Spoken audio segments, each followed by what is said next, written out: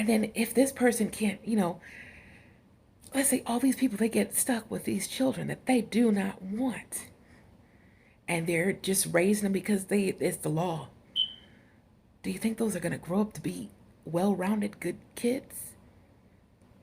How happy is the parent or the child going to be, ever? Emotional wounds can last a lifetime.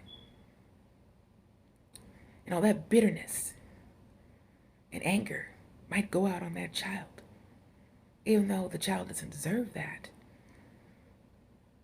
And then think about those children that would have been terminated, the ones that, not even children yet, the ones that would be terminated that are this teeny tiny. That's not a baby, okay? I keep telling you, I'm gonna make my point at the end.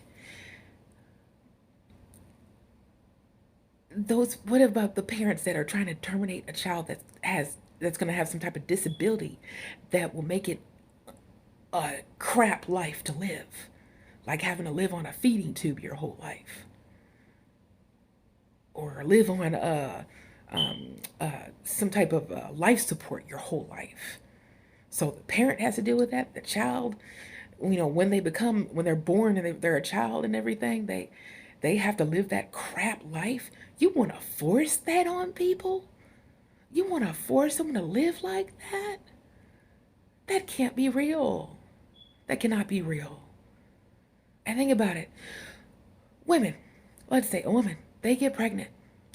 They can carry a child for about 9 months, maybe a little longer, maybe a little less. One child during that time. A man, let's say he sleeps with 2 women and gets 2 women pregnant for about that same amount of time. Let's say that's 250 days. All right? 250 days.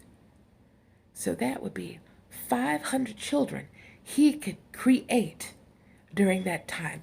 And the man isn't regulated? That should be the first person we look at. Who is making these laws?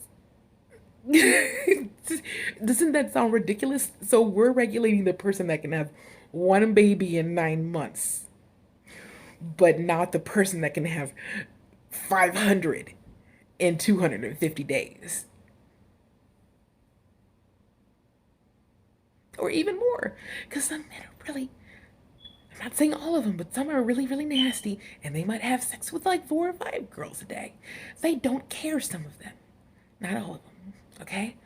So why are we regulating the woman again?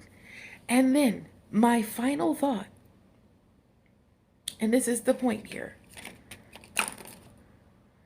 Should women have to, no, not women, should you call something this small a baby? Something we can't get rid of.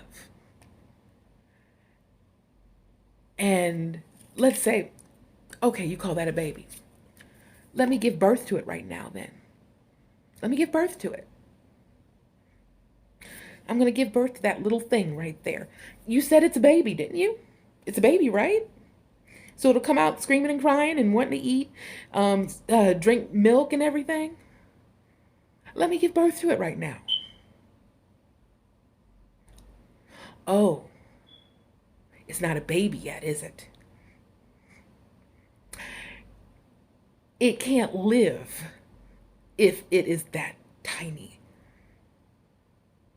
It is not a formed baby yet. Why has no one, maybe I missed it. Has someone not brought this up yet? If I give birth to something this small, it will not survive. That is not a baby.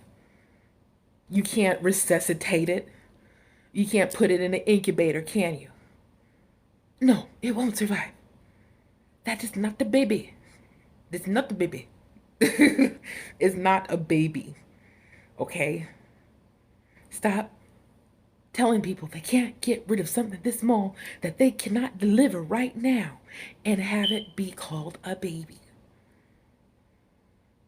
Now, when it's something like this, okay, that can be on life support. That can be in an incubator. That baby can live because it is a formed baby. Now, if I give birth to it it has the possibility to live. But while something is this small, don't you make somebody have to carry that through 9 months, and it's not even a formed baby yet. You can't even qualify it for something that will live at that point in time on its own. Stop it. Regulate the men, leave women's bodies alone. And also, who said we can just point to a person and say, I don't like what they're doing with their body, I'm going to make a law about it? What about you, though, sir? Oh, no, no, no, not me, not me. Make it equal, or just leave women alone, okay? Thank you.